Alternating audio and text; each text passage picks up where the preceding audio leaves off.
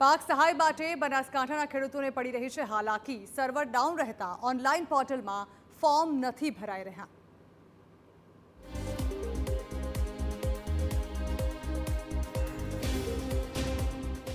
માવઠાના માર બાદ સરકારે ખેડૂતો માટે રાહત પેકેજ જાહેર કર્યું છે, જે લઈને ઓનલાઈન અરજીઓ કરવાનું પણ શરૂ થઈ ગયું છે।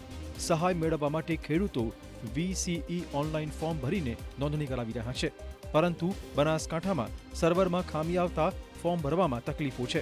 આ ઉપરાંત કયા તાલુકાઓને સહાય મળશે તેની પણ કોઈ સ્પષ્ટતા નથી, જે મુદ્દે ખેડૂતોમાં ચિંતા ફેલાઈ છે। સર્વરનો થોડો પ્રોબ્લેમ છે। શું તકલીફો પડી રહી છે? સર્વરના લીધે પિન ટેક કરતી નથી, એરર આવે છે એવું। મહત્વપૂર્ણ છે કે સરકારના રાહત પેકેજથી ખેડૂતોને થોડો આધાર મળશે।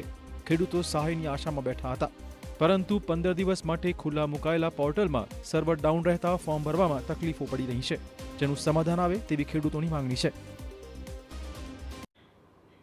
માવઠાનો